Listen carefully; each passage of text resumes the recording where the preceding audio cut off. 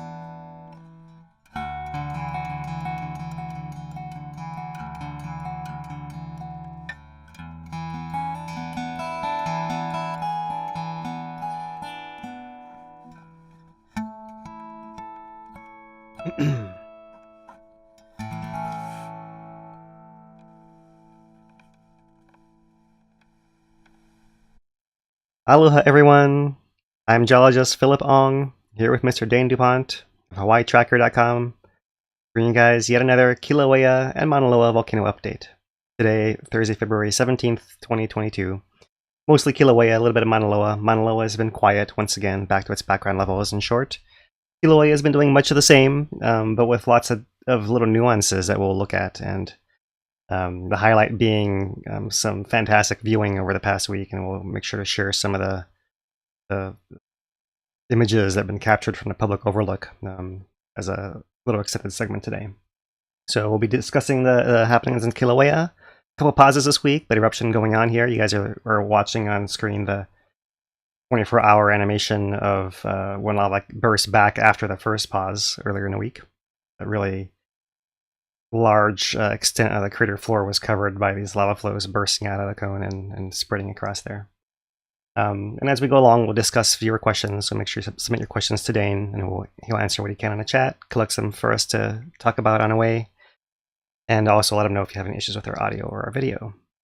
So this is live, of course. All right. So yeah, this initial image here gives you a little highlight of what's been happening, right? That's the lava output has been variable. Sometimes it's been dramatically, insanely good as far as what's been visible, and other times it's been quieter with less activity, and it's been that pattern for a couple months now. So it's really, it's, as far as viewing, it can be hit or miss. But if you have a big enough window to catch one of these bursting events, it really is a spectacular thing to witness, and we'll cover that here shortly. The other thing to notice is that besides this main burst of flows coming out of the main pond over here, there's also some glow coming from the crater wall. Lava still oozing up along the crater walls. And curiously, this will be one of our features this week, as we see lava bursting up here on the east side of this central island over here for the first time in a while. We've seen maybe some glow and some fumes here from the spot for a while, but you can see a little bit of lava coming out there, as well as glow from that little spot as it bursts out in the middle of it. More on that here shortly. But to start it off, what's been going on over the past week, we'll look at this compilation of images from the F1 thermal camera, the USGS camera, compiled and captured by Dane. Bob Martin also collecting it for us. Hello, you guys. So I'll get this thing going here. And so you can see that from about a week ago, we hit the beginning of that pause, and it bursts forth. You see it covers a lot of this, mostly the southern part of the crater floor. Although activity continues over here in this down drop block area, and then further along with oozes along that eastern crater wall as well. There's quite a lot going on here. You can see these first flows at the beginning of the animation are covering this trough area. That was something we focused on last week. That was expanding the crater in this direction, this crater floor area. But there's not been so much of that this past week. It's been more of these ooze-ups along the sides. And of course, building of the cone itself. So let me zoom into some different parts here. There is that burst from this west pond.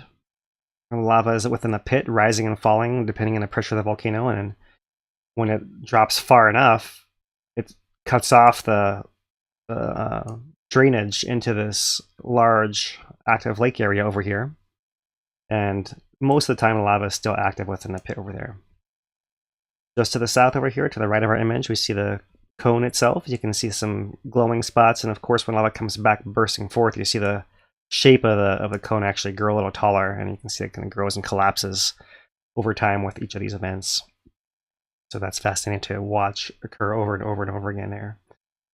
Let's move over here to this northern side, the left side of our image, and this is kind of the down drop block area over here. So you can see lava is bursting out from below this area, right? So we've seen before that there are lava tubes or some pathway of lava, whether you call them tubes or not, that go underneath this hardened crust and been filling this shallower area over here to the northeast-ish. And that whatever pathway that lava is taken, it would have come up from below and emerge in areas like there, and further over here as well to the northeast. Yeah, this is actually more the north. Now to look at it. This is more the northeast over here. So one thing to notice is we have the little areas of upwelling. Little hornitos from last week. Let me see if I can find a hornito. I think it's further over here. There's our hornito. That's currently active right now, putting out lava flows and building up higher after having been destroyed by a big outburst last week. Right over there. So that's one of them over there, and then here's our down drop block area and the ooze-ups back there. Might be hard to discern here, but I'll try to put it right in the center. This is our central island right here, with our main active lava lake down here in this bottom right corner. And you can see, of course, this big flood came and swept around all the way around this eastern part of the island. But also you can see kind of at the same time and a little bit afterwards, this glowing spot right here also is a little hornito that's issuing forth lava and filling this backside. And this is the first time in a while we've seen this actually happen. So here it is, kind of coming in right after that pulse of lava sweeps around. We'll look at that in more detail from other camera angle as well. But while we're here, it's worth noting that if I outline the shape of this central island here at the start of the video, you can see that after that big surge, quite a bit of the edge of it got buried just in that one surge. So it seems that in some of these recent overflows of the Summit Lake, we are no longer actually lifting this island and buoying it upwards. We're actually flooding around it and starting to bury it a little bit. So it seems like it appears visually to be getting smaller, right? Because we're seeing lava onlapping on all sides of it, as you can see in this. So that's some of the highlights of what's been happening over the past week here. And just to bring us current, We'll look at the F1 image. Let me reload it right now. Get a current image as it looks now. You can see there's still lava. Maybe not as bright in these back areas, so the circulation maybe not as high, and maybe that's because the lava level could be dropping, perhaps. We certainly don't see any other activity elsewhere. But it's notable that at the moment up here in the volcano area, it is raining, maybe not extremely heavily, but it is raining decently, to the point where you expect probably a lot of steam is diffusing this image, and you're maybe not seeing quite the vividness of the colors. So that could be part of what's going on in the background here as well. Although really you don't see a whole lot of other bright spots. It could be that the rain is really thick. You get a hint back here that that little tornado and lava flow is still active through some fog or something, right? Maybe when we look at the other camera, we'll confirm that if possible. So the visible camera is the S1. Here's how it looked earlier.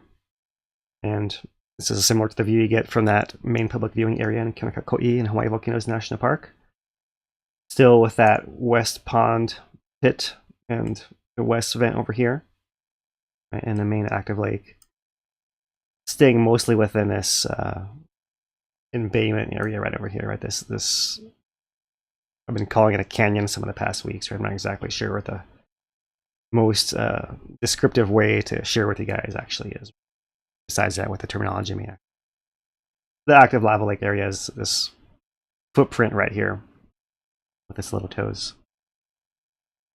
And over the past 24 hours, in comparison to what we saw earlier, you can see some fuming east of the central island, but not any other activity at present in there.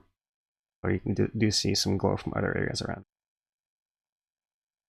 All right, so one thing I wanted to point out here as well, and come back to this F1 here, is that there are other areas that glow as well. And so one that's caught my eye here, and this is just a little aside here, is this is the old West Vent 1.0 from the previous eruption. Came on a little island and raft and got pushed across. And you can see it now has a little spot that's persistently glowing as well. So you see that there's other areas on the crater floor that maybe are getting weakened somehow. I'm not sure exactly if it's being thermally eroded or if there's just, some push upwards as far as the whole crater trying to lift upwards, but being more stuck now. We're seeing the island is not rising right now, so maybe the thing isn't quite lifting at the same rate, so it's trying to burst through it in areas, right? So we're seeing it happen more so with the ooze-ups on the side, but also this activity in the middle. And I'll be curious to see if we see any other spots that, you see some hot spots like this old West Vent, other spots perhaps in here close to these islets where the other tornadoes already exist that we saw that happening already last week. The current S1 camera, let's reload this yet. There it is, slightly foggier conditions to maybe back up what I was saying about the weather up here.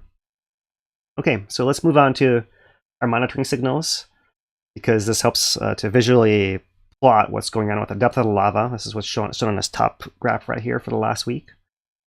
This is 1 week of data across the bottom and meters across the top here. And there was some kind of obstruction that gave it like some false data right through here. The real data is a solid line that's coming down through here.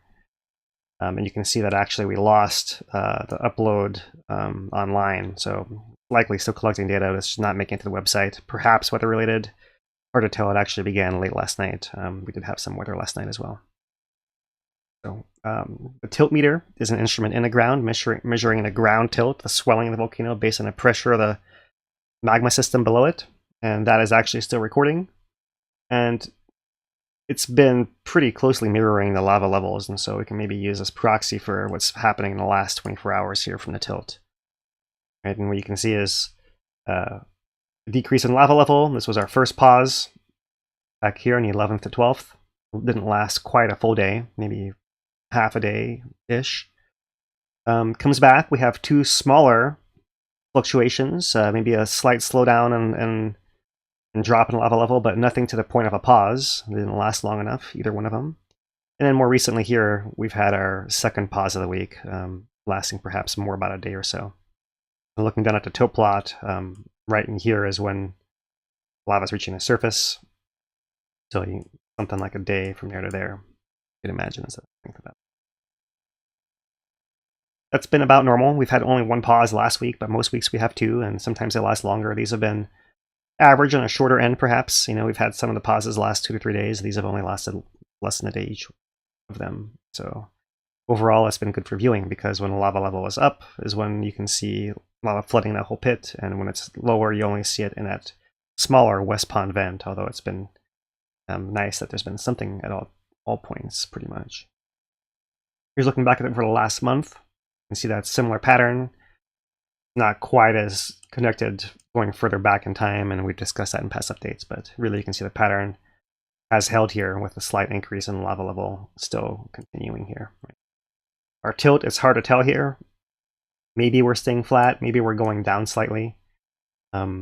All the tilt meters on a volcano are pretty much showing downward deflationary trends, and so this one is not necessarily going down, but it's definitely not rising either. So overall, everything seems to be releasing the pressure from within. And correspondingly, the gas emissions as our primary hazard volcano still today have been fluctuating accordingly. And so we have two different ways we see the fluctuation here. Right, this is one in the ground station at Sand Hill within the national park, and you can see values have reached maybe between 3 and 4 ppm within the last day, and this depends, of course, on the wind blowing it in that direction. So it's a fixed point in time of fluctuation based on the weather and the emissions. And then the more comprehensive emissions plotted here below on this 1 month plot, showing thousands of tons per day against the month. And our most recent measurement is down here just below 3,000 tons, 2,800, I believe, was the value. During one of these active times, and during inactive times, you'll get values around 300 tons per day or so. You see this bouncing around up and down. These measurements are not possible to be done on a daily basis and plotted online, apparently. But these continuous stations, you can see, of course, depending on the wind pattern, you pick up more of this variation to some degree there. All right, and where it comes out and where it blows, we can turn to the fog mapping project, VMAP, from University of Hawaii Manoa, and you can see that and it's too small to read here. SO2 emission rate as an input today is 2842 tons per day, so that's more of our average when it's coming out, right? And, I prefer to see the worst case, and then if it pauses, then it's not there, then great. But you can see here we're set on a 1 ppm threshold for moderate of SO2. I can switch it to SO4 for particulates. You can see how it disperses across mostly southwest and west Hawaii, but also up into the central regions between the mountains and Mauna Kea as well. So back on SO2, and that's moderate. If I put it to unhealthy at 1 ppm, you can see it's a lot smaller area, but those areas do exist. Hazardous, you see this really very rarely hazardous at any point in time, just transient here and there, not lasting any long anyway. That's still the main hazard, considering that all the lava is within a national park, showing no sign of going anywhere else, whether above ground or below ground, and so everyone else can rest easy for now.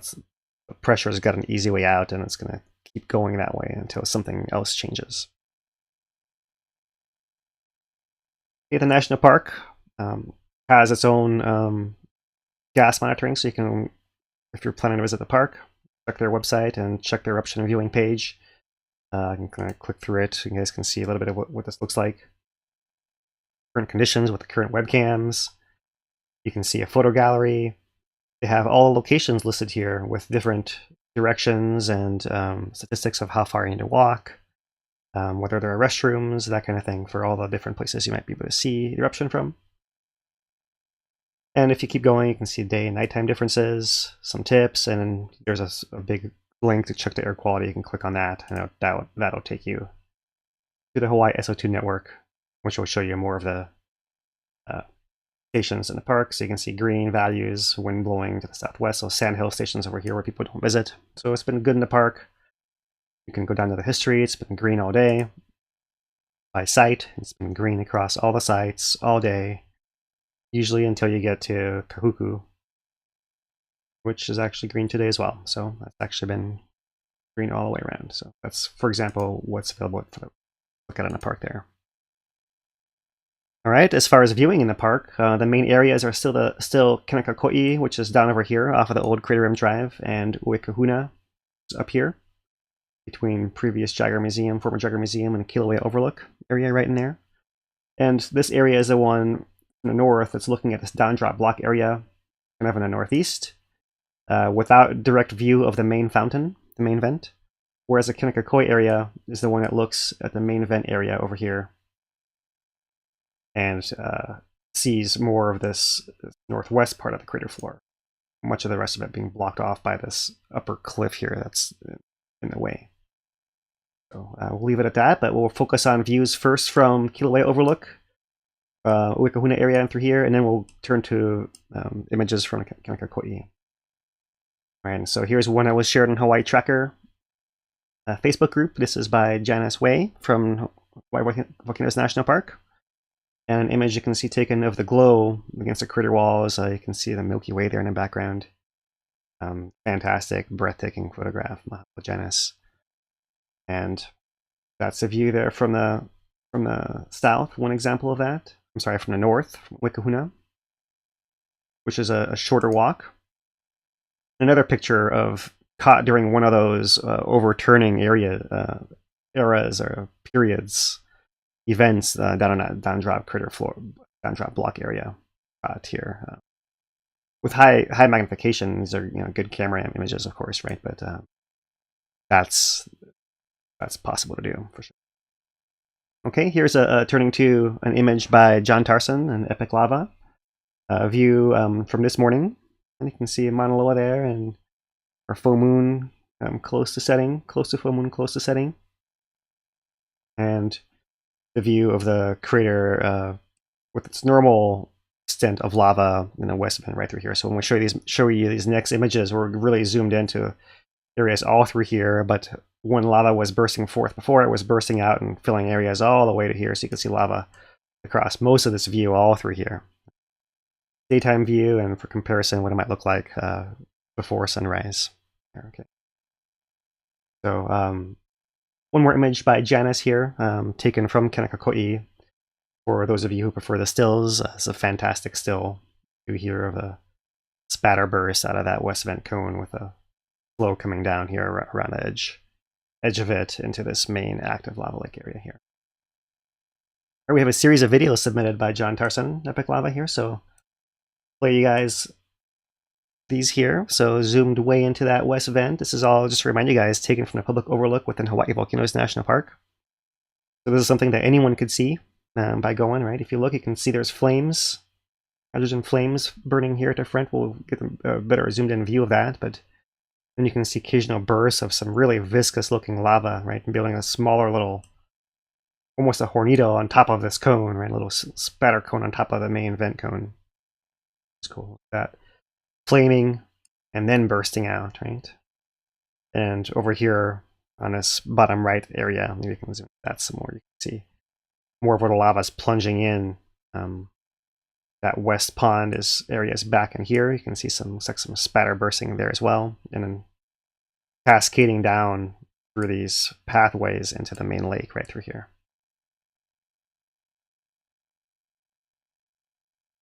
Right, we'll move on to the next one, and zoomed into the vent here.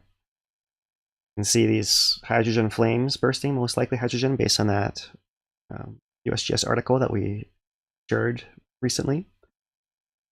And more of those spatter bursts. Yeah, it's just really, really cool stuff to, depending on when you see. It's like a fireworks show.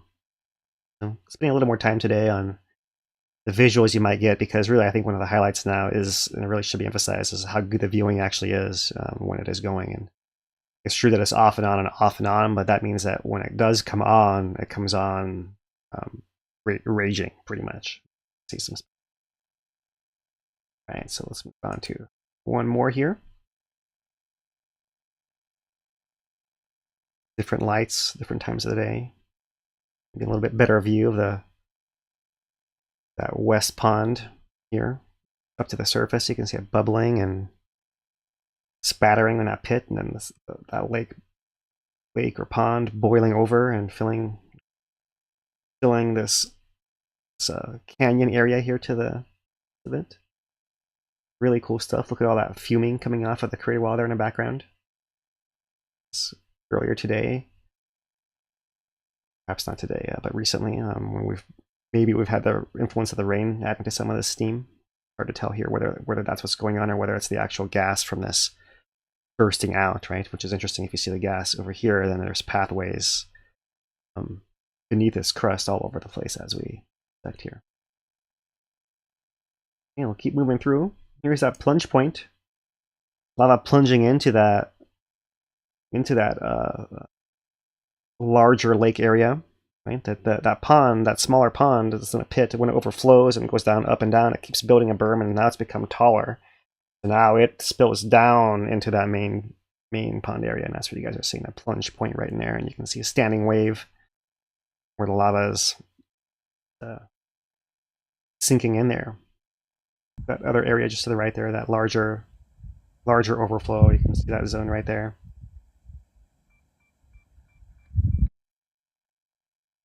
Big pieces of that crust breaking apart and riding down, right? So you can see it's moving slow enough at the top, or perhaps when it's just starting, it hardens and forms that crust, and then the flow underneath it breaks it all apart. Gives you the idea of the thickness of that crust a lot of places there, and how just that small few inches thick slab can block that light, right?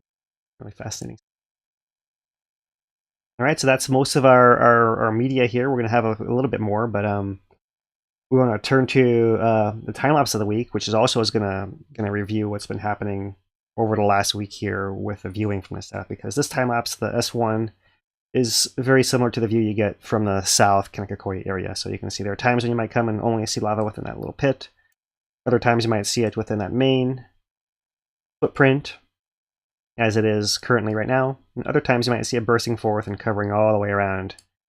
As it loops around here, you'll see come through nighttime and daytime. Kind of view. I will mention that this time-lapse is missing a few days here in the middle, but it still illustrates the process pretty well. And so really fascinating to see the overflows, the changes in the west vent over here. I can zoom into it, areas a little more, and really see the depth of that channel, right? The outlet channel from that west pond area that's built up down through that little gorge now into the main active lake area.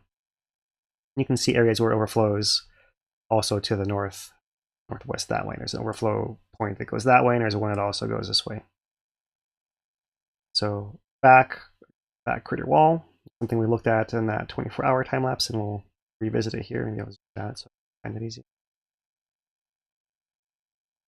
Here, so just north of this central island, zone of fume over here, you see these ooze-up flows. Right? The ooze-up flows are not coming so much right from the crater wall boundary anymore, but more from this intermediate zone right through here. They seem to well up through the more recent, probably softer lava flows. Right, they're probably still. I'm not sure exactly there what the surface, how thick the lava is. If there's some still molten lava within those layers through here that maybe allows an easier pathway coming up and through. That's what I would speculate, although I really don't know.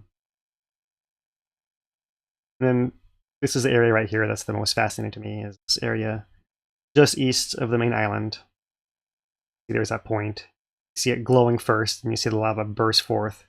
And you, once again, just like we saw in our time lapse of the week last week, you see the ground actually bulging upwards with eruption. And once the lava and the gas bubble or the gas vents out, you see the thing sag back down at the very end, right there at the very back of it. So fascinating stuff to see. We'll keep an eye on that, right? This is an area that we saw this gas zone before. The gas zone started glowing, put out some lava, and interesting to note that that pathway is pretty close to the original point of the fissures that broke open this eruption between 4 and 5 months ago. So to make that easier to see, I pulled up that animation.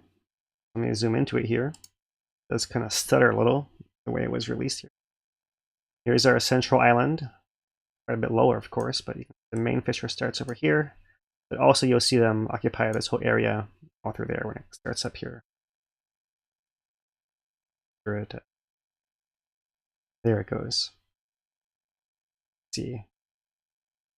These were the original fissure points through the hardened crust of the lava lake.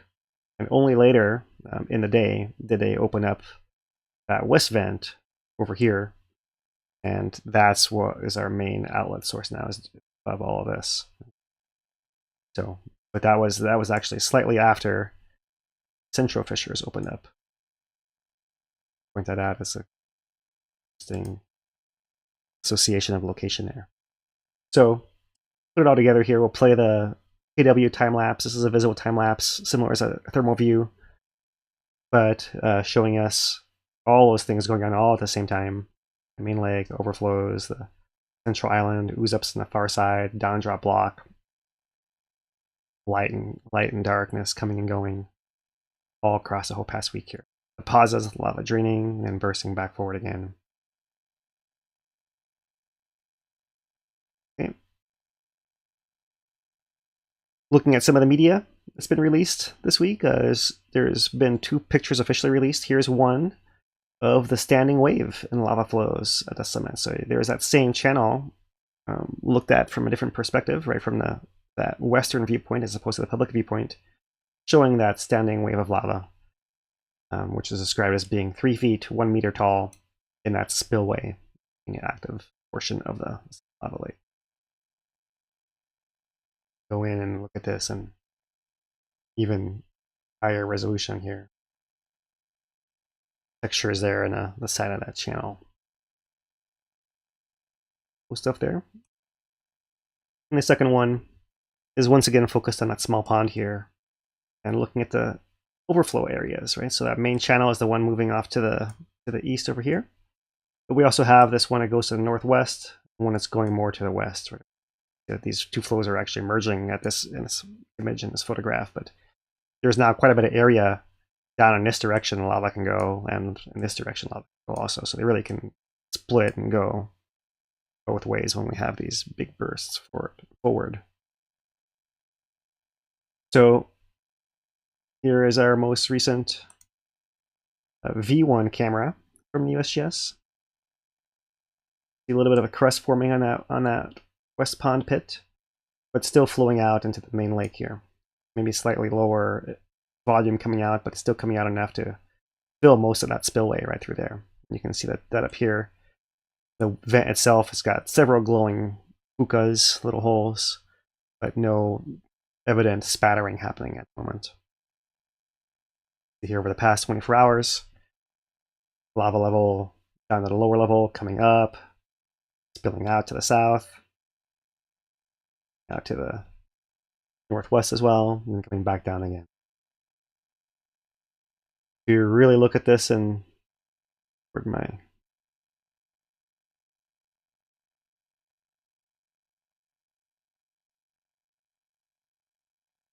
okay, we'll get to that. We'll get to that here.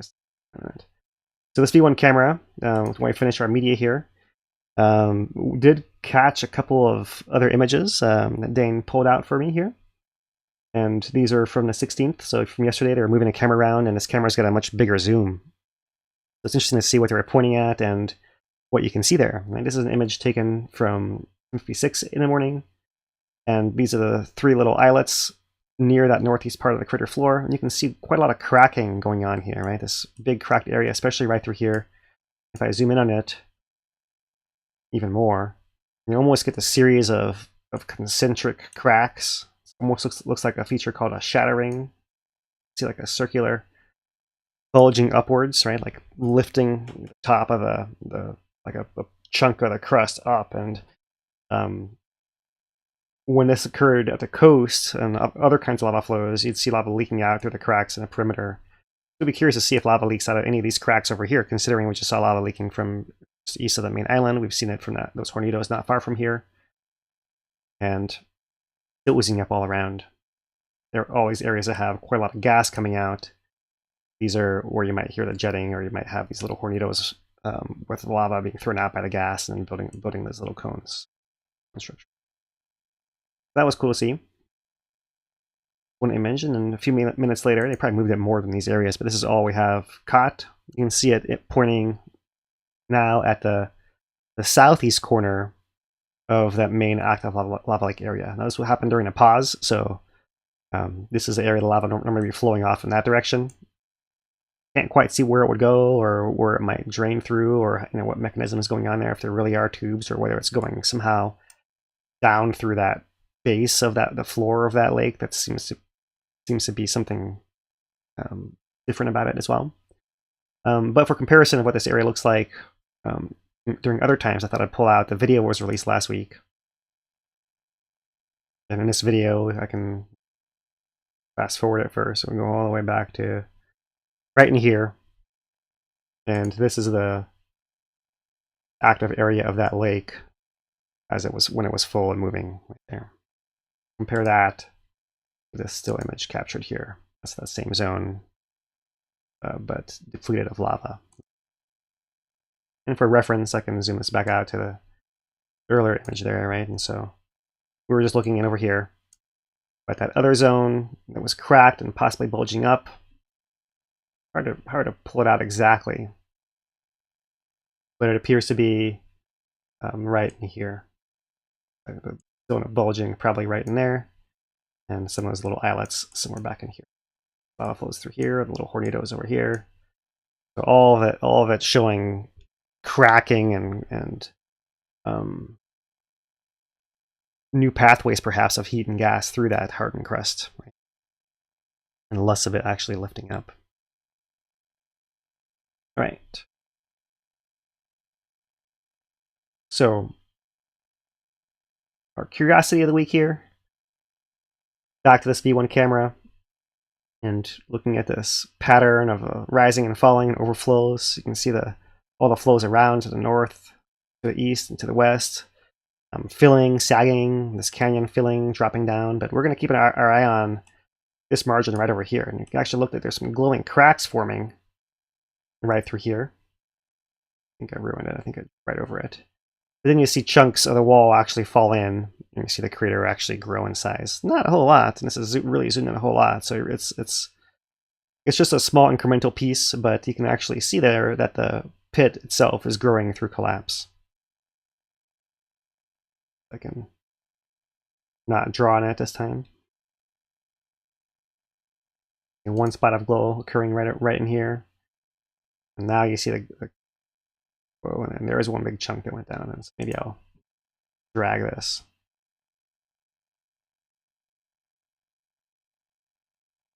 That one falls in there. Or after.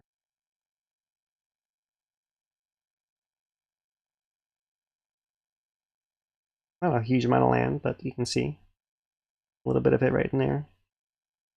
And then later, an extra little chunk taken out right through. That's a little curiosity this week. Mahalo Dane for pulling that out, and all kinds of other things, all kinds of other glowing spots, and the cone itself, all the changes on the cone over that time, including some spatter. I'll play it through one more time for you guys. And before we turn to looking at our earthquakes, finishing up with Maunaloa and taking questions here for the first part of our broadcast and update. Then we'll turn to the national park plans and the USGS recovery from the 2018 eruption after that. Cool spatter coming out of that west vent there. Continued glowing. Lava level was rising, falling. You can see some bulging down here, this zone right through here, and the lava actually moving through a flow that's trying to form a tube, and the tube closing off and bulging back upstream. That's pretty fascinating.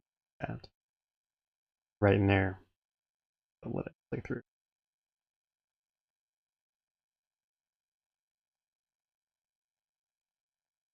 Down.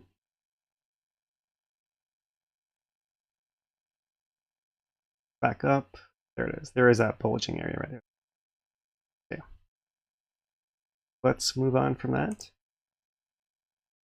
And we'll look at some of the other geophysical signals, GPS and earthquakes. GPS at the summit is still following that same trend. Really not a lot of change visible there. And same thing on the East Rift Zone, showing contraction of the East Rift Zone still. So really a net loss out of the Rift Zone, and maybe a slight net gain here at the summit, but pretty close to flat and not nearly as steep, not nearly as fast of a gain as we were having even during the eruption last year. A steeper rate right there. As far as earthquakes, on Kilauea in particular, over the last year, we're down still and moderately low levels, right? You can see we had a slightly higher peak we discussed a couple weeks ago, 3 weeks ago now. We've had higher peaks of intrusion zones and times at the beginning of the eruption. But during the last eruption a year ago, you can see we had actually lower values than we're having now. So we're not quite at those low values. 200 earthquakes per week is what we're showing here. This is each 1 week, 1 bar of data. But we are moderately low is how I would describe it here. Over the last month, the whole thing is moderately low, and you can see some small variations. Earthquakes per day now, 65, 70 earthquakes, and then down to sometimes as few as 20 or so, right? It seems like today might be a slow day. It's worth noting that this plot captures everything that's shown on this map produced by the USGS, which is not just Kilauea Summit, but also the South Flank Zone, always active, and importantly the Pahala, the Deep Pahala, and Shallow Pahala zones as well. So a lot of times the earthquake rates are driven by what's happening over here, independently of what's happening on Kilauea Summit. So we like to look at some of these cross sections, right? This right here is looking at just the depth and the longitude. So it's just showing that Pahala's got deep earthquakes and shallow earthquakes above it with a big gap in between right there. And it's showing that Kilauea has had some intermediate earthquakes and deep earthquakes, so you have more of a connection vertically underneath Kilauea Summit right here. The South Flank Zone is active as usual there. So that's just a cross section with longitude. This here is a time depth, so now we have 1 week of time here on the bottom against the depth. And you can see that at the surface, we had smaller earthquakes, then we had some bigger earthquakes and some smaller ones, so on and so forth, right? Here's our intermediate ones that happened there and a couple more over here. Not quite a week ago, but not as frequent as the pattern that occurred before that, and I'll show you that here shortly. But just looking here at the bottom, this blue zone of Deep Pahala earthquakes, you can see it's kind of a gap here at the end, so maybe that's what's dropping us low today, is this particular gap.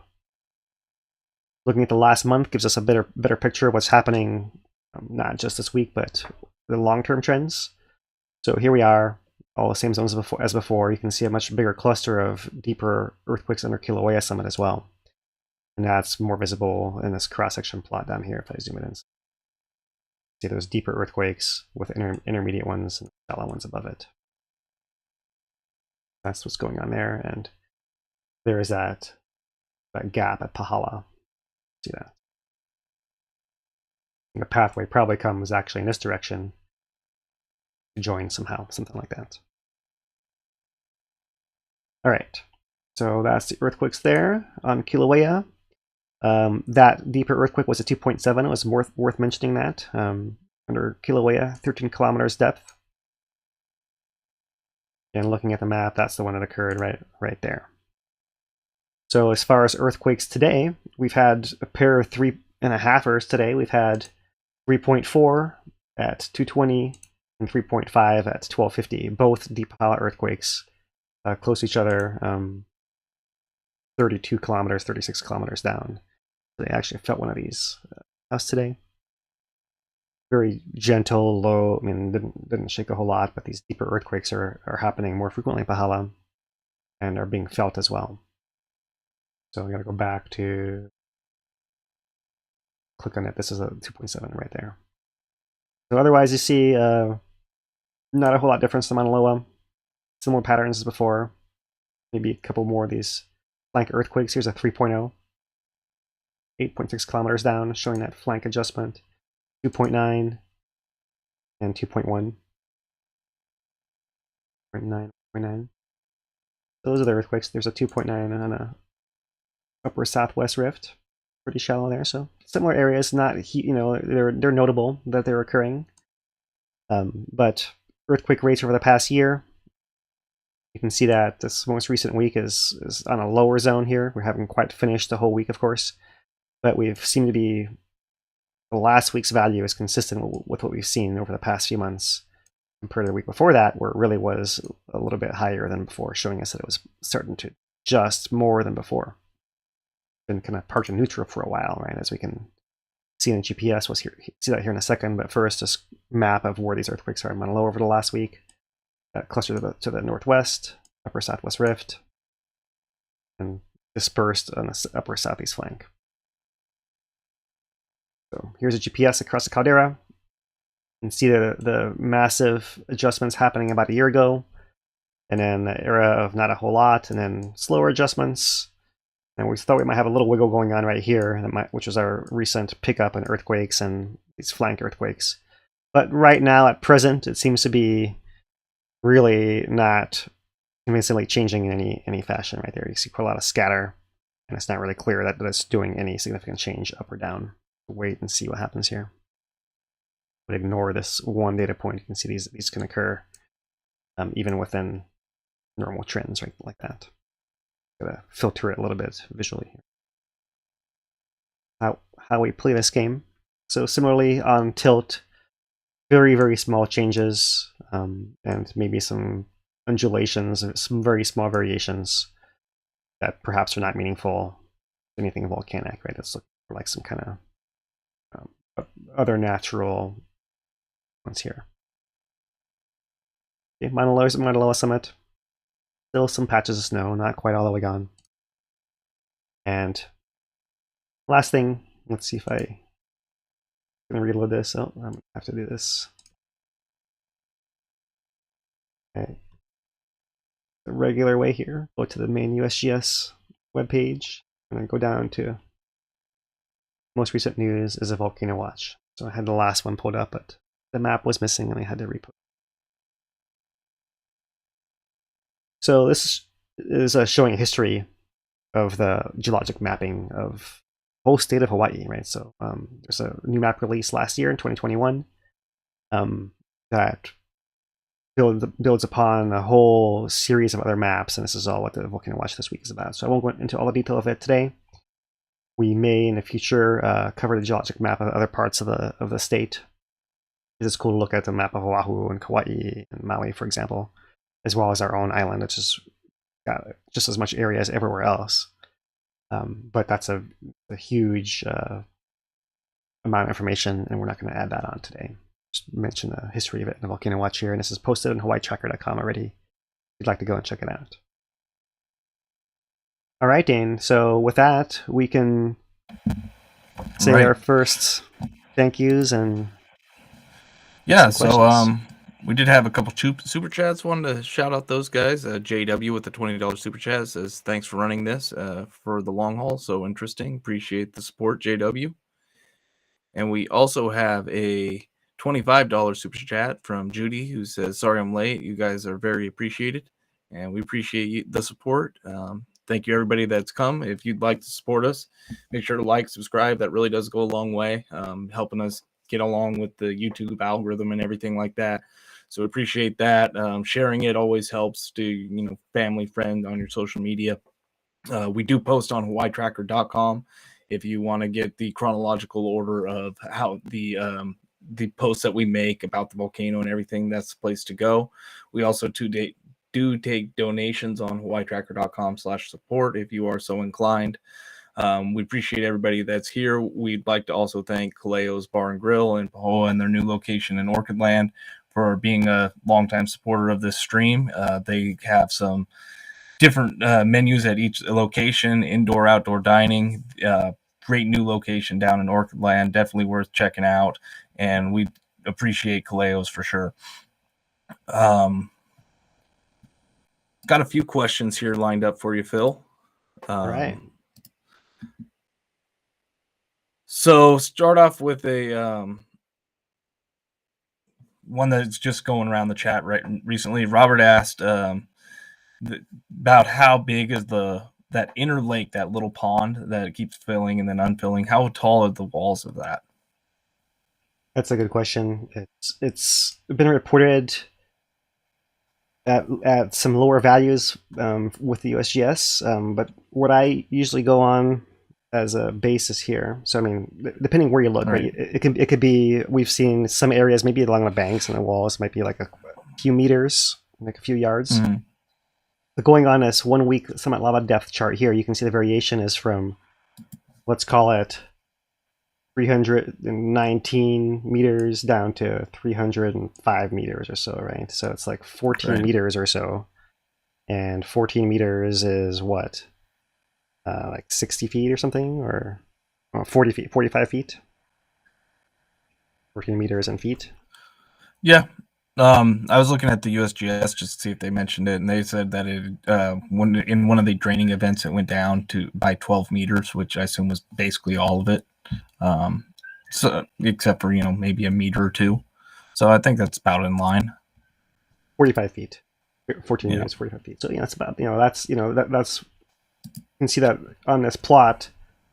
Let me go back to this month one here, right? You can see that some of them don't go down quite as far as others, right? So you imagine that as it's draining out, there's some gunk at the bottom there, and maybe there's more gunk, and depending how long and how it drains and all that, and that's big unknown there. But that would be the answer, as close as we can get to that, the deepest part, we'll call it, yeah. Right. Lily asks about the lower levels of the lava lake during the pause.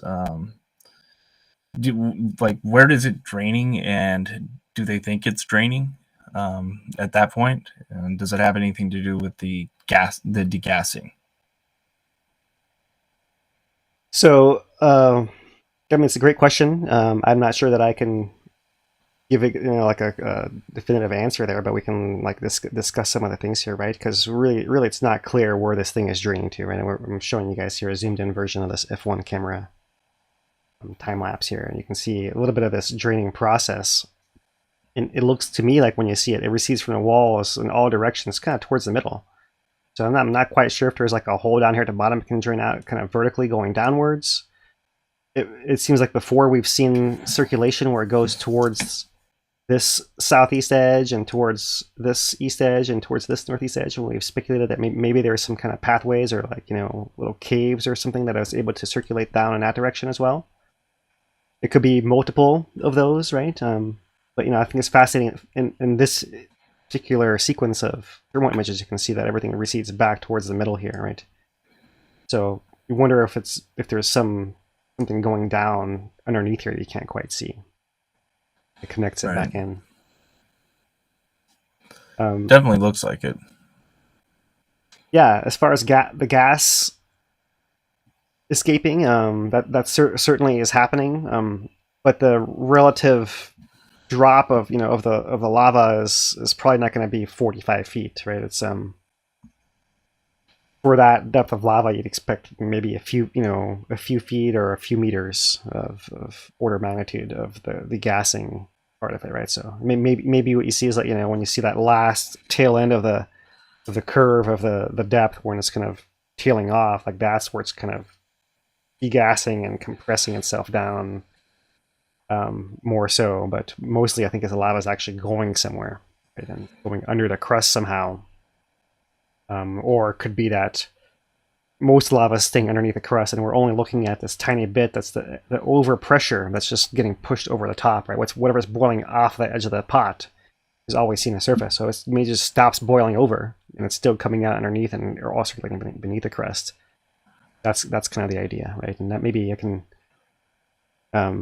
blab a little more here, and just consider how this whole lava lake that's frozen underneath this crust is almost like an extra magma chamber now that's right at the surface, right? And it has this pipeline at this pond right here that's directly connecting it, right? And just like we had a magma chamber reservoir connected to the surface by an open pipeline in 2008 to 18, it was fluctuating up and down based on the pressure of the volcano, we're seeing the exact same thing now. So, it's kind of like that, and it's to the point where it's not only going to be pushing up in this one spot anymore, but it's starting to push up at other spots as well, right? At other parts of the cap of the chamber are starting to crack here and there. It's starting to build a pretty big volume in there, right? Where we start talking about volume of the shallow Halemaʻumaʻu chamber, over the past several decades, where have you, the volume of what we have within that pit now is approaching some of those estimates, so the range of estimates that we had. All right. Yeah, definitely interesting, that whole where is it going aspect to it. We have a question from Joseph that's kind of asking for a little clarification. So we have the deflation, inflations going on. We have the rises and falls in the lava lake level. What's the net effect of this? Is it a net negative, net positive? What are we? Is it slowly increasing? What do you think? Yeah, here's the easiest way to see it is on this 1 month lava depth plot right here. And you see that all this up and down and in between, right? But if you look at just the peaks of this, right, the trend is a slight upward one, right? So I can see, for example, the highest point reached over here. That point is 320 meters. You can see a month back, the highest point was 310 meters. So in the last month, we've had a net gain of 10 meters of the high point, despite all the fluctuations up and down, right? So it's a net gain, essentially. Yeah, net gain of lava, and we're either holding steady in a pressure or we're slightly letting off a little pressure because we're able to put that lava onto the surface. Yeah, thanks for the question. Richard asks about the north edge or the cone itself. So we have that the cone, the western cone. We've been seeing it evolve over time as the lava lake rises higher and higher. But do you think that eventually that it will be able to rise up to the point where it overtops it, or builds up to block it out? Block the actual vent itself, that west vent cone? Or I think more of the cone, right? Not the blocking of the lava coming out, but just build up to the point of that height, let's say. Well, I think that what we're seeing happening is that it has built up quite a bit, and you can see this loop here where it actually is taller and less tall. And it seems like because it's built through spatter and cinder, it's probably not the most structurally intact material, right? So it seems like it's not super solid to where it could block off the pressure of the lava below there. The lava seems to be coming up and just lifting the top off, right? It's almost like like a pressure cooker with that top that can allow that extra pressure to come off, but otherwise it just stays there. So I think it's kind of more about like building a pile of sand on a beach, right? How big is the base, and then how high can you pile it up from there? Basically, is what I see is what's driving the shape of this thing, right? So it's getting to its maximum height when it's kind of lower activity, and then when it bursts forth again, it wipes that whole top part off again, and it starts over from scratch. And we've seen that little variation just on the upper part of the vent cone, as far as I can tell. Right. Yeah, the one just thing that was interesting to me going through the time lapses this time was the that breaking apart of the walls of that little inner pond. Almost looks like, it's hard to say at this point, but it's like, man, this almost appears like the formation of a conduit, like we're watching in real time. It's hard to say, it's too early to say that that's the way it'll go. We don't know, but sure looks like something along those lines. Yeah, exactly. Yeah, and I was earlier debating whether we should call that thing just a pit, or whether we're at some point we can call it a crater. Right. And a crater is actually formed more through collapse.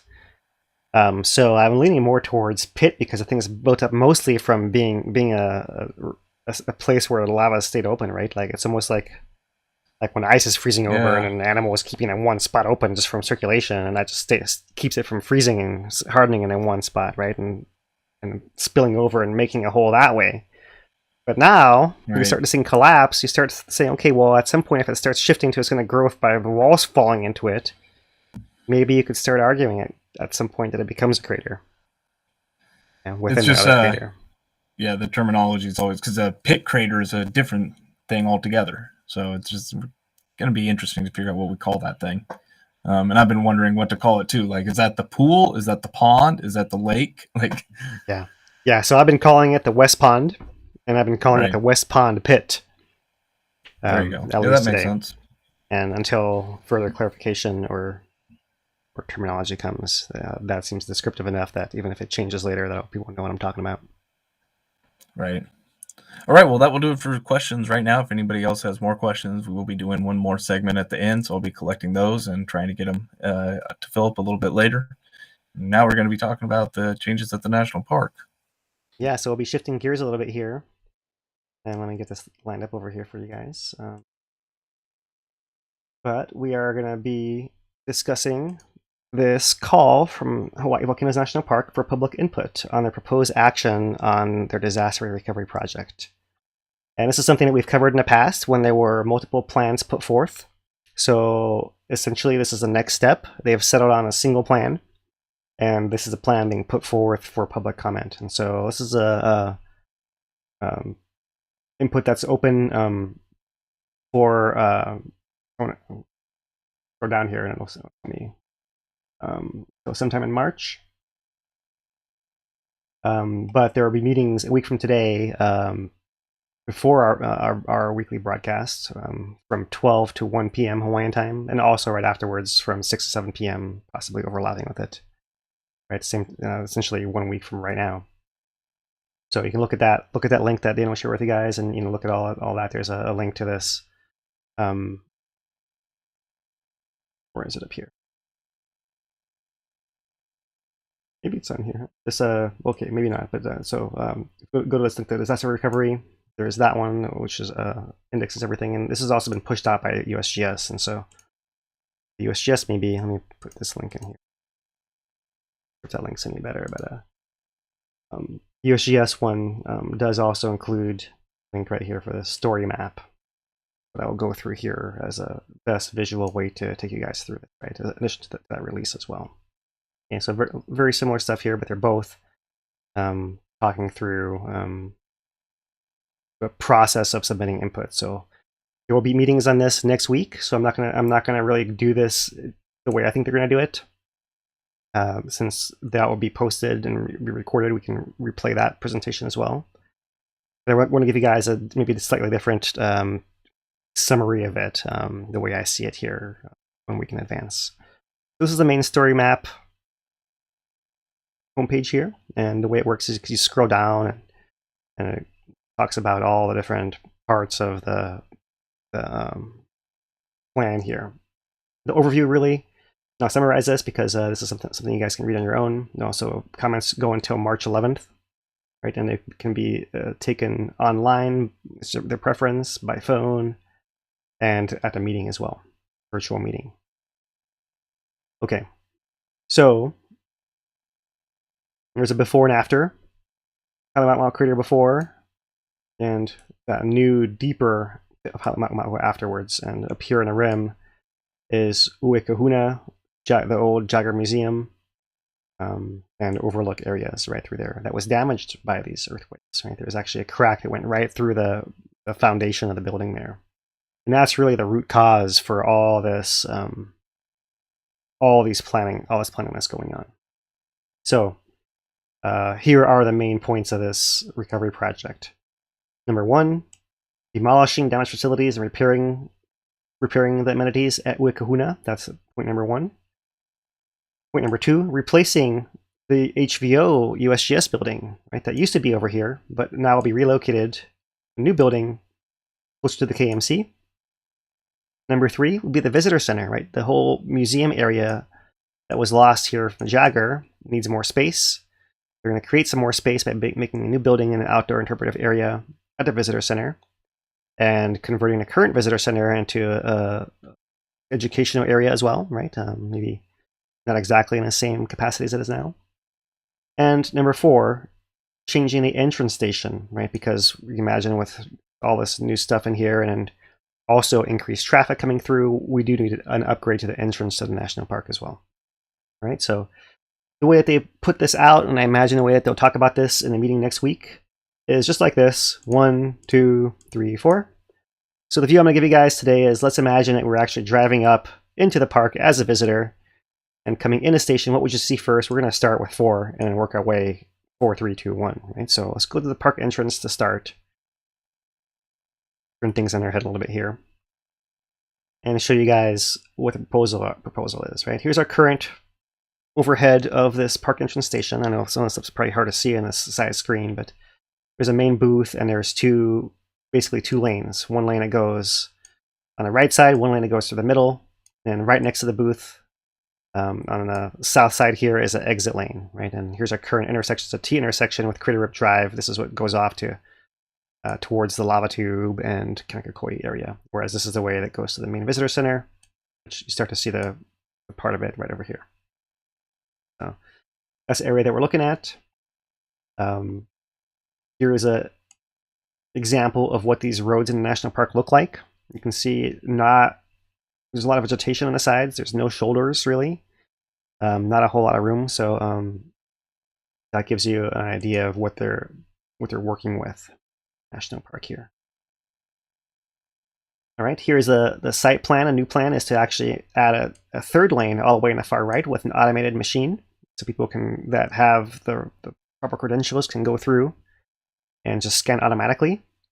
They're going to reduce the exit lane from the booths as well to create some more space there. It's safer for the workers.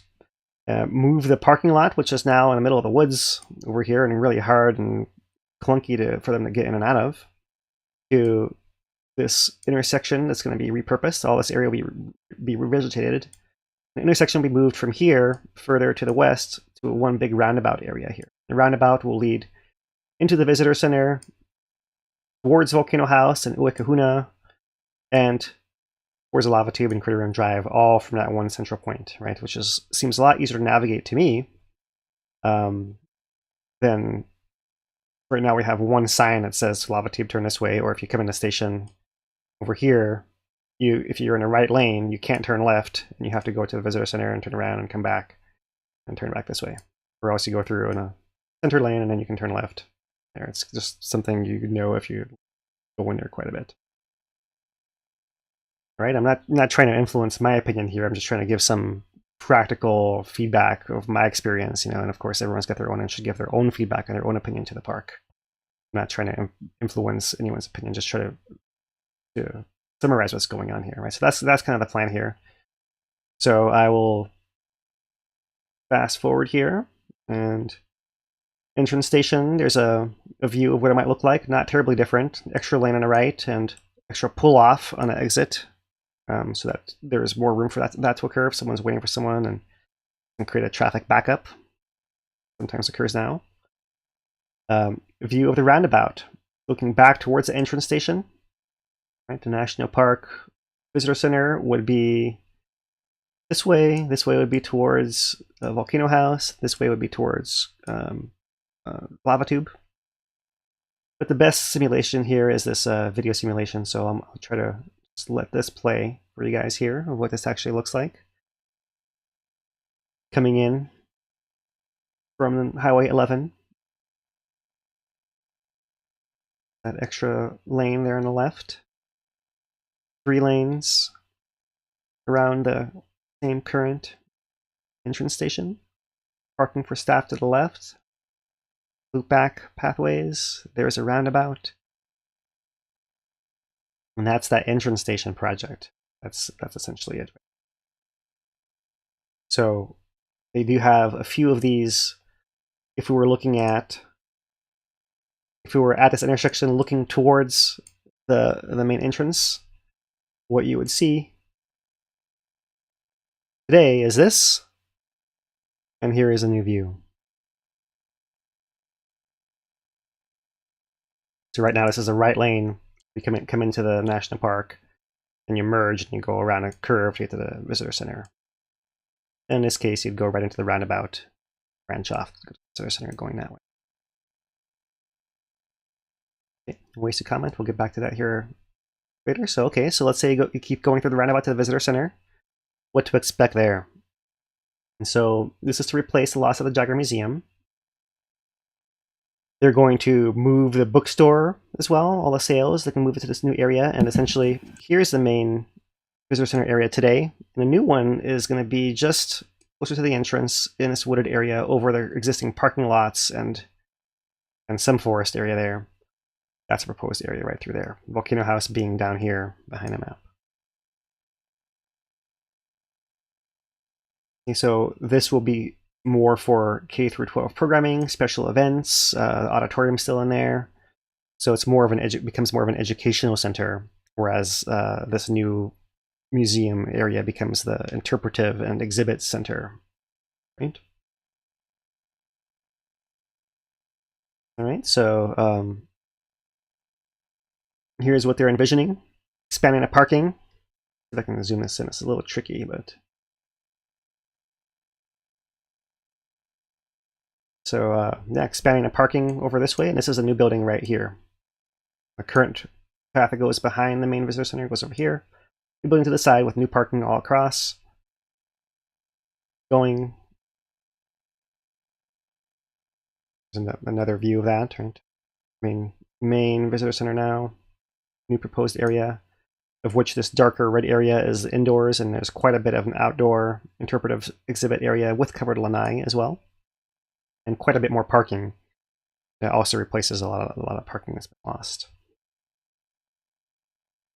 And within the actual visitor center, you can see that there's exhibit space, there's sales, there's an orientation area for the rangers with a front desk, but most of the exhibits to be outside on an interpretive lanai, meaning they can be open 24/7 for anyone to go and see whenever they come, and also an additional area that could be used for outdoor programs, for rangers and things. So that's that new area. The exterior, let me click on this so you can get the full width of view here. And looking straight at it, you'd have the main entrance, you'd have the shop here on the left, and the restrooms back here on the right, and you can see under this big covered area is all that outdoor interpretive center right through there. Looking towards the interpretive center from the side, bathrooms would be back in here, and you could have all these exhibit right through here, and you could actually go inside behind this area as well. So definitely looking in line with the modern park buildings elsewhere in a National Park Service system, and see the color scheme and everything is built that same way, right? Okay, the view here looking right at, kind of looking from the Volcano House exit, looking right across at the main visitor center area. And so the main visitor center would be here to the left, on the left side of this image, just behind that white car.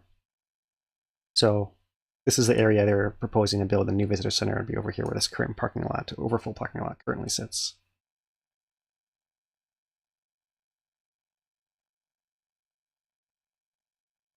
And looking, this is the Volcano House entrance coming back towards a park exit, going off that way. So the main visitor center is right over here, and the new one will be visible just as a change in the far background right in there. That's all you can see for change. It's just a little bit of a roof pop up right in here. Really, from this point of view, not a whole lot of change.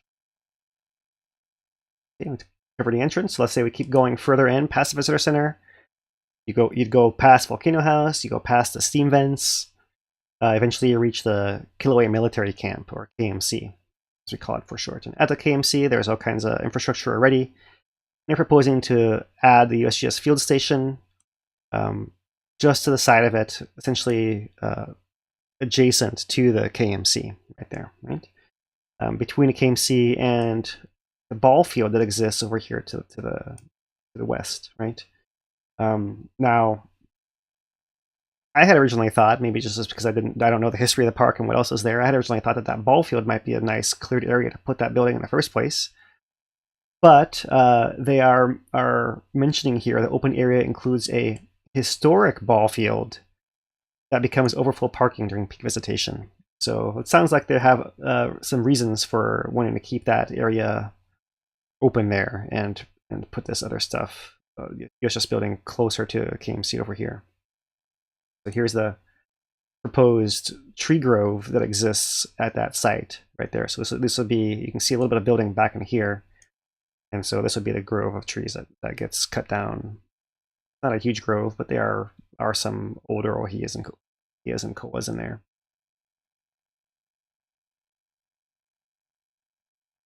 And the site plan here, because of the compact site, the building is 2 stories high, with parking wrapped around north and east sides, right? So you can see the parking adjacent to the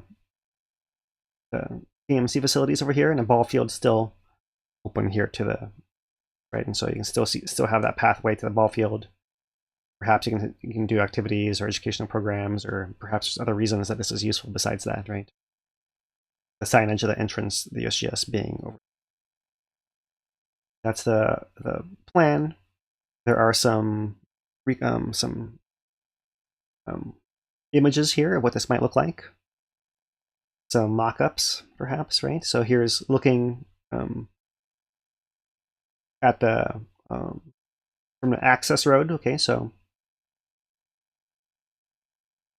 I'm not sure what side I'm looking at. I think I'm looking at the access road. That means, like, from the Highway 11 side, perhaps. I'm not quite sure. In any case, they're saying this is the main conference room up here in the middle. You can see the big windows of it, covered walkways on the sides.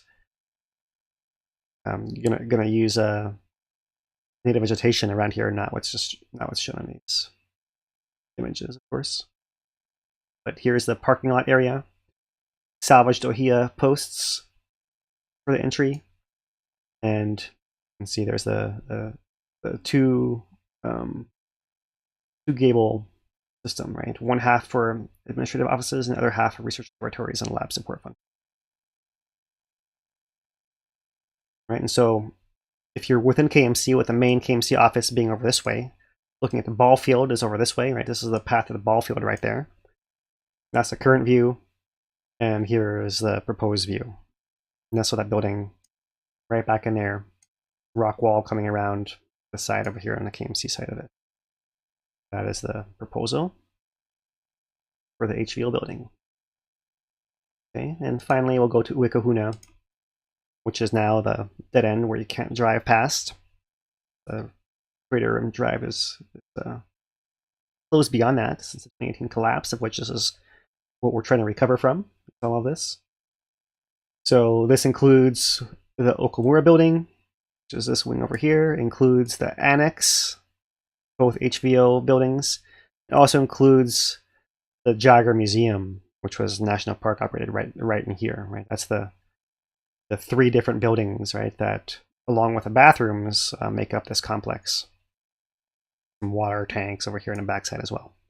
So the bathrooms are staying. You can replace the water tanks, but the idea is to raise and take down everything of all these buildings otherwise, right? This building, the Okamura building, has got a basement. So you have to take all the dirt that was excavated to make the basement in the first place. It was all piled up over here. We're going to put it back in a hole and level it all off and revegetate everything. That's part of the plan here. So pull this up. See what Uekahuna looks like. There's that main building with a basement and observation tower. That's an HVO building, HVO annex, Jagger Museum, bathroom, parking lot. That crack that we saw in many of those videos that cut through the building seems like it goes something like that through there, cutting right across the building there. That's why they've chosen to abandon this, besides the fact that this is a sacred point, being the highest point on the perimeter of the era. Okay, so moving on here. So you can see there, they have essentially green areas for where the buildings used to be, and they still have an outdoor viewing area with repaired stone wall and covered area as well as many benches here. Right? So people can look out still and have covered areas for ranger programs and all that. New plumbing for the bathrooms, which are sorely needed, right? If anyone remembers, in the old days when we used to be giving tours there, we'd walk by the bathrooms and we'd be like, oh, I think I can smell the volcano. And unfortunately, it would be the bathrooms plumbing, so we needed that for a long time. That's for sure something I would endorse. But if you think the bathrooms are fine, then tell the park that as well, I suppose. So that's the bulk of it here, right? So there is a repair. It says that they're appears to be leaving the band of the museum footprint, so you can see the footprint in the museum still, right? But they'll repurpose the stone to make some pillars that can support the roof structure over top of the thing. And it looks like this area all through here will be covered right through here, right? And there's an optional natural surface trail goes from here all the way over to the reconnect around the backside of to the other trails that we go now. It's Kilauea Overlook, which would be nice. Be nice to be able to walk back along here as well. So that is most of it right there. The view from Volcano House Overlook. Currently, the Hbo Facilities sits over here, that Okuma building, and you can see that'll be off of the skyline there. It'll just be a smaller footprint area with one roof area for that covered area at the from closer by. So the current view from that signal station that's west of the old museum, Wikahuna area with a good viewing. If you park over here and you walk down this trail, and then this is where you want to go over here to get the view of this from the north of the lava lake. But you can see there's this big berm of material is all excavated from the basement, and a building back over here as well, right? The tower is part of the infrastructure that gets data back, so I imagine that stays. You can see here the before and after, no building, but also no berm as well. So you can actually see the water tank and the other building here where there currently is no view. So there actually, it seems like a lot of work. It seems like a lot of construction. A lot of it's just restoring the function and the natural landscape. So that's perhaps takes a few. Got to break a few eggs and make an omelet kind of thing here, right? You can't not touch anything in a park and leave it as it is. You have to somehow progress it forward by doing some. So that's the whole overlook here, overview, and I will mention here the ways to comment. Right, online, I'll show you how this works as well. But there is a phone number listed here as well, in case phone number is better. Virtual meetings, we've mentioned those two already. There are links here, right? There's links to the meetings online as they occur, and that's how you can submit your comment there. So some other pictures. Here's another picture by Janice Way of the full moon over the landscape. And before I show you guys how you go through and comment on this, let me just show you guys a few more of these other these pictures of where we're coming from. Oh, set me down here. So and here's one of these collapse plumes from the 2018 collapse. The before and after of the volcano once again. And you can see Crater Rim Drive, where it collapsed down into the crater, remains of the parking lot, and the drive as it came out of there as well. So scale of the damage is enormous. I'll show you guys some more of these buckled road images the park has released here. Look at the asphalt on this fold right here. Fascinating stuff. Really damaged areas. This is one step forward, right? And then they'll do more of the roads and other infrastructure, of course. This is a big one, of course, to redo the visitor center and to redo the USGS HVO building as well. So some serious damage in many areas of the park that has already been repaired, and this is the next step there. All right, so whether you find that announcement from the park, or whether you click on that button that I just clicked, or through the USGS, it brings you to this page right here, the PEPC, Planning and Environment and Public Comment page. This is, of course, the lingo of this whole system. What you're going to do is you're going to go over here to the left and click this Open for Comment button.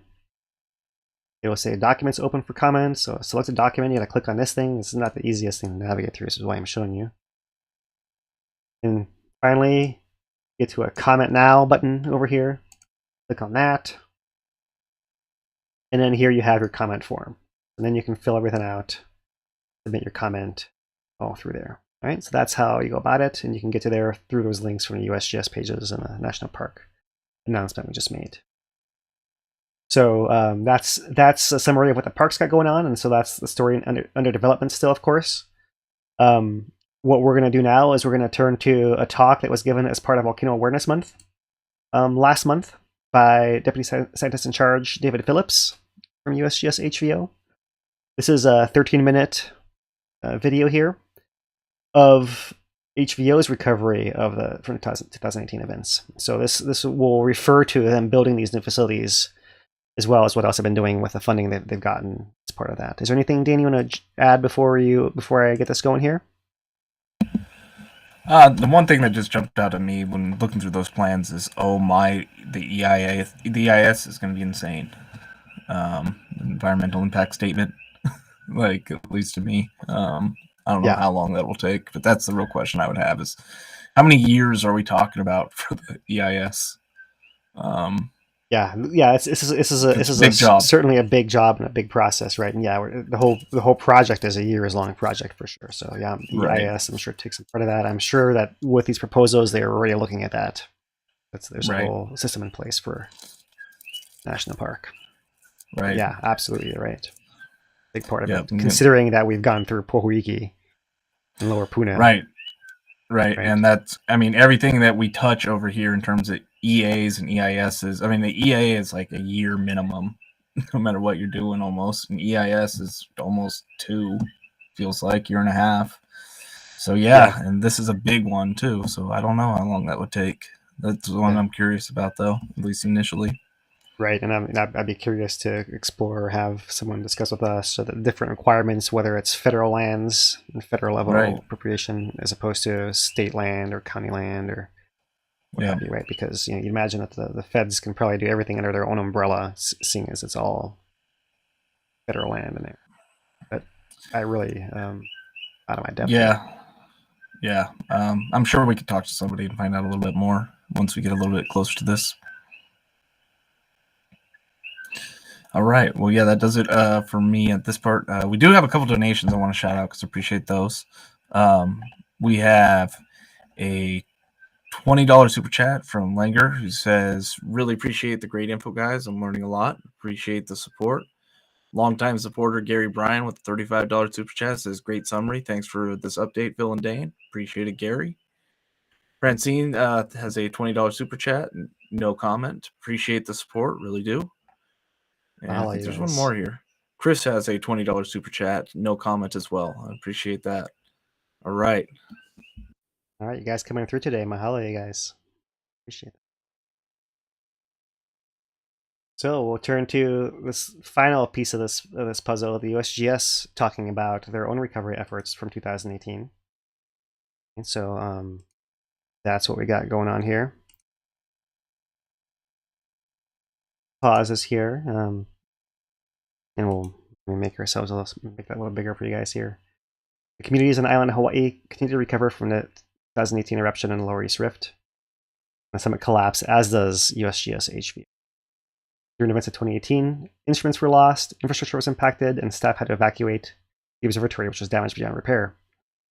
USGS received funding through an additional supplemental appropriations for Disaster Relief Act of 2019, support recovery and rebuilding activities, and this is essentially discussing the 3 main activities funded, which are bolstering volcano monitoring, eruption response capabilities, conducting scientific investigations, and building new facilities. So, seeing as David can say all that a lot better than I can, I will let him take it away.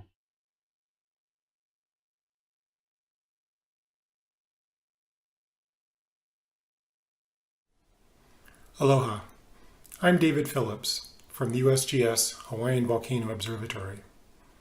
As part of HVO's 2022 Volcano Awareness Month, I will provide a short update on HVO's ongoing recovery from the 2018 Kilauea eruption.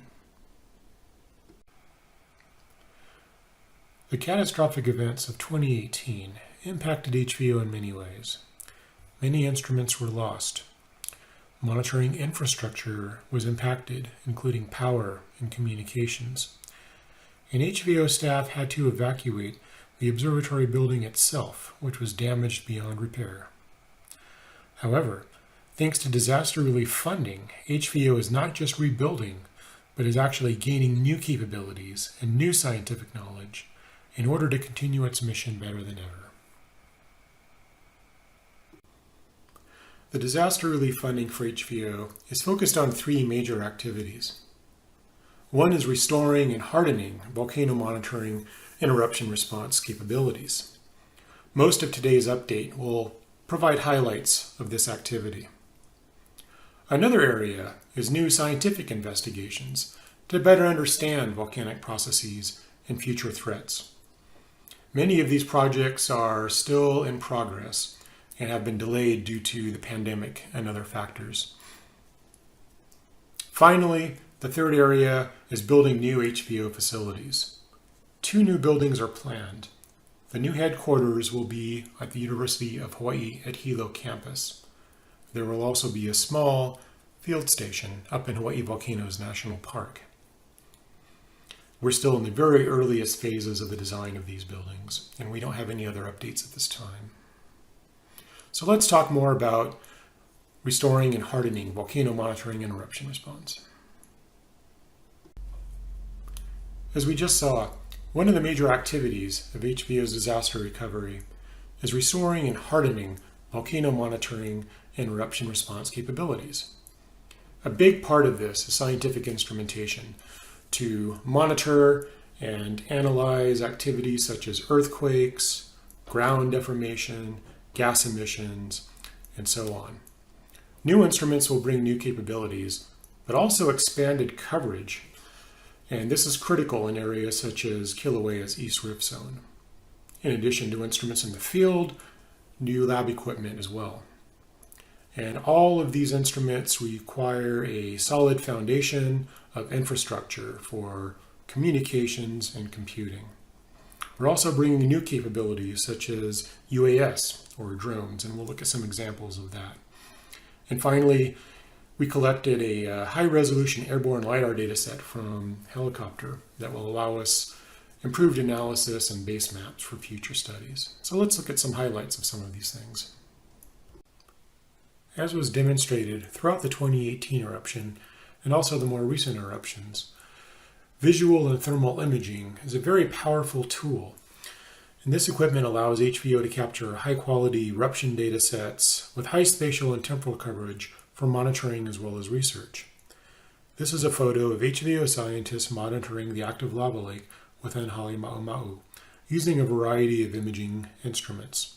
For example, on the left, on small camera and small tripods, we have rapid deployment instruments. And these can be put out, and they include remote telemetry, and they can capture the evolution and changes of events through time.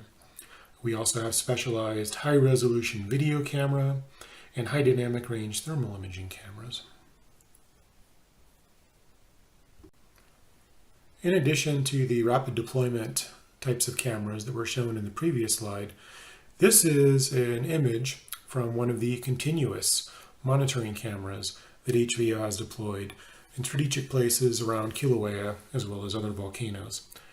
This one is a live, continuous 24/7 coverage view of the current eruption and lava lake within Halemaʻumaʻu. And this is an image from January 18th. And here is an image of one of our continuous thermal cameras, which is monitoring the current activity within Halemaʻumaʻu. So between this and the previous examples, these continuously operating cameras provide HVO scientists with real-time situational awareness in terms of the activity that's going on. And also, this provides a rich database of images through time so that we can make more advanced calculations in addition to the situational awareness on demand. HVO's camera network not only provides real-time assessment of activity, but also allows us to analyze changes in activity through time. All of the webcam feeds are available on the public HVO website. And also on the website are images like this, where we have an interactive slider that allows you to compare images from the same camera at different points in time. This is an example showing 2 images of the current Halemaʻumaʻu eruption. The image on the left was taken on September 29th, 2021, literally just minutes before the new eruption started. On the right is the same angle of view, but of the eruption in full swing several days later. And on the website, you can slide this back and forth and look at the before and after. Another instrument that is widely used on both a continuous basis and also by field crews are laser rangefinders. These allow accurate measurements of the lava lake surface, for example. And we use these instruments either handheld or on tripods, or again in 24/7 continuous deployments. For example, these rangefinder measurements that we've had allow us to estimate that the total rise of the lava lake since the latest eruption began on September 29th in 2021 has been over 70 meters or 230 feet.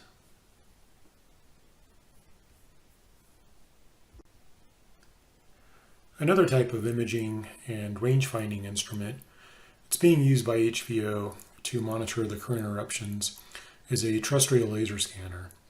And this actually generates a three-dimensional point cloud using Lidar to measure many things, including high-resolution maps, topographic changes, and volume estimates through time. We are evaluating the instrument that we plan to purchase using supplemental funds. Supplemental funds are also allowing HVO to update and really revolutionize our ability to measure subsurface mass changes due to magma movements using gravimeters. HVO used supplemental funds to acquire the very first absolute quantum gravimeter acquired by any U.S. federal agency.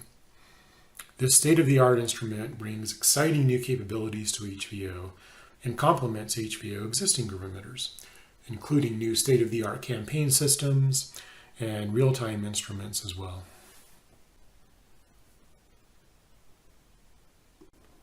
HVO uses GPS, GNSS instruments to measure ground deformation. Many of our instruments in the field provide a continuous data stream. Others are deployed as needed, as part of regional surveys or as part of rapid deployment eruption response. This photo shows an HVO scientist deploying one of these rapid response GPS GNSS systems after the eruption started in December of 2020. She is using one of the new upgraded instruments that were procured as part of this supplemental funding. And on the right, you can see an example of how we are building more of these rapid deployment systems to have on hand to improve our response. As you can imagine, a robust and reliable infrastructure is a huge and necessary part of HVO operations. This includes telemetry, which is about getting the data from the field instruments back to the observatory for analysis, especially in real time, and also the computing infrastructure that is used by HVO scientists to analyze the data.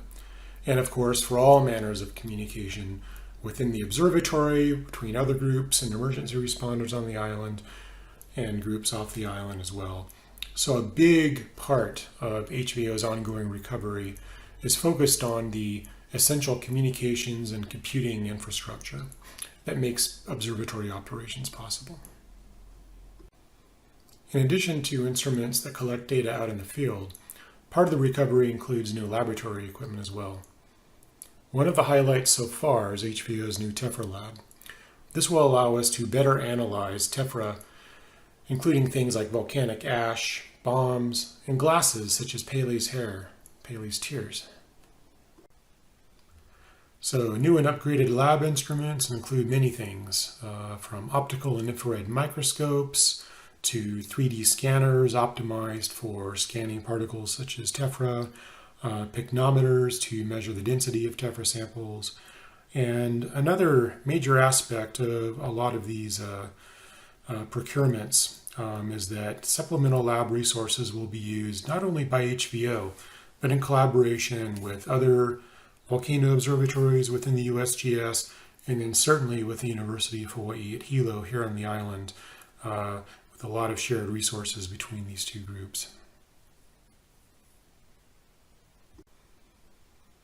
Another emerging and revolutionary aspect of HVO's monitoring and research program is the use of unoccupied aircraft systems, UAS, or drones, that are being flown by HVO to measure things like volcanic gas emissions, to collect photos for mapping surveys of volcanic features, to measure other changes associated with the volcanoes. And we even used UAS missions to collect samples from the water lake that briefly formed within Halemaʻumaʻu between the time of the collapse in 2018 and the onset of the new phase of summit eruptions in late 2020. And it's not just the UAS systems themselves and the flying them, but it's the actual scientific payload and the instruments that we use. So on the left, you can see some modified systems being installed and used in the field by an HVO scientists.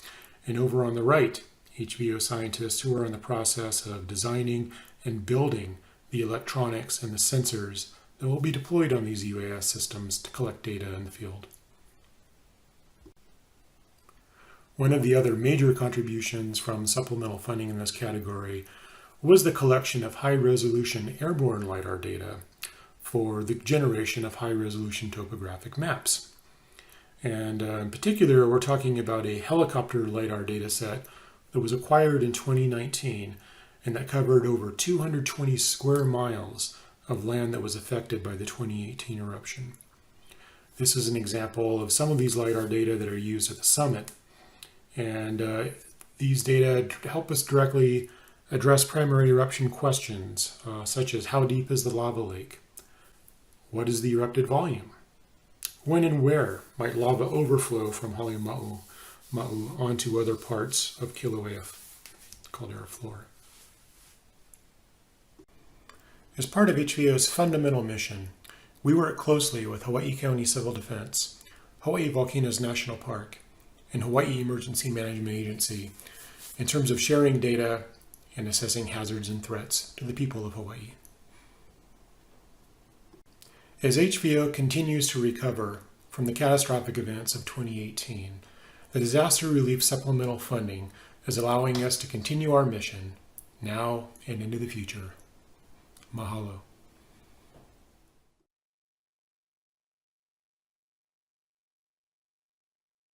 All right, Dane. Any feedback on that presentation? Some interesting stuff in there. Interested to see what they do with the live cameras. Mm-hmm. As well as it seems like the improved monitoring. The website's going to get the renovation that it needs, it sounds like. I know it's been a process to get it to the point they want it, but it sounds like they have some more features in store. Yeah, I'm looking forward to new tilt meters and new, like all that whole data network monitoring stuff. So yeah, but a lot of yet to come stuff. So, but good to know it's all in process. Yeah, and that combined with the work at the park, it's going in the right direction. Yeah, for sure. So, go ahead. We did have one last question. If you want to take that, unless you had something else first. Okay. No. Last question is from Two Pineapples, and it's about the eruption resuming this morning, and it coinciding with the high tide. Is that a coincidence, or is there maybe something more to that? So there certainly could be tidal effects, right? So here I promised last week we would look at this a little bit. So mahalo for the reminder here. Let's show you guys this is a tide chart from NOAA here for the last month in Hilo. So you can see there's a couple of different patterns, right? You see there's a daily up and down, and so then you can see that the range of it is at its peak. Right, that's the twice a month pattern there, and then there are other times where it's not quite as high, right? So you can say that you have a largest oscillation of tides during these two times of the month, and maybe during these two times of the month you might have extra tidal forcing of like a near equilibrium tipping point system kind of thing. As far as what happened just this morning, let's see what it gives me here for the.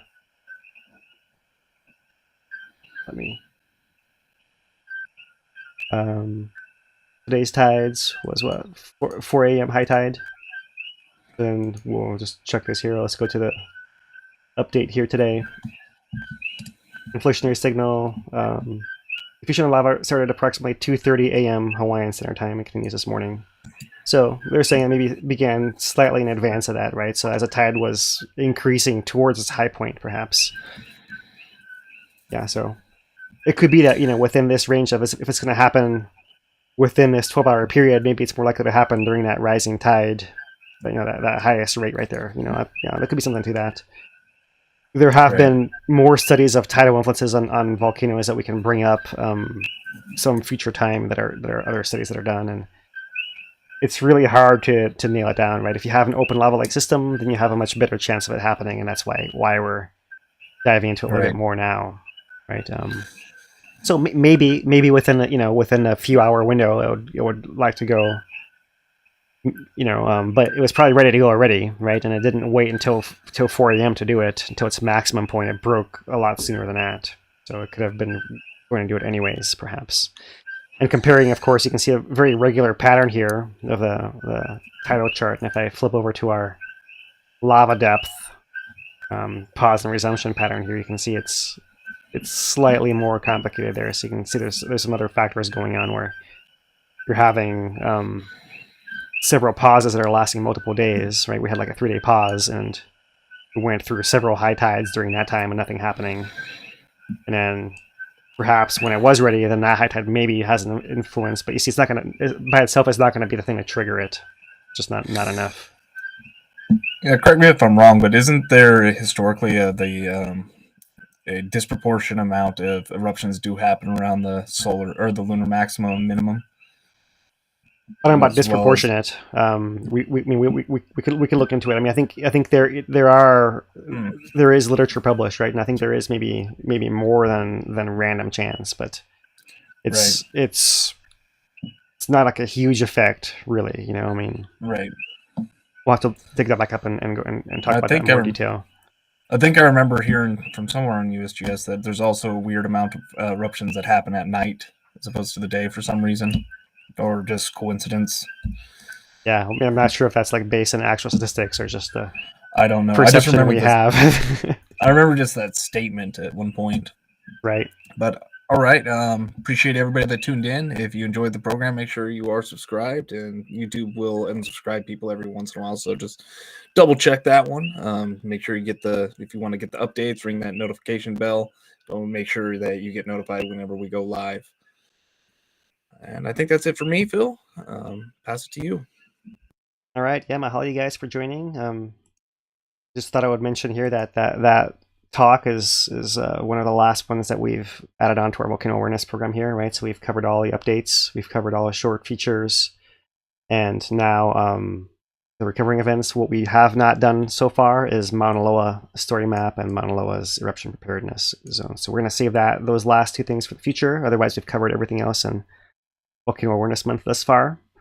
I will leave that for the future. We'll just take one last peek into our steamy volcano here tonight. This is a KW camera live image here, near live image.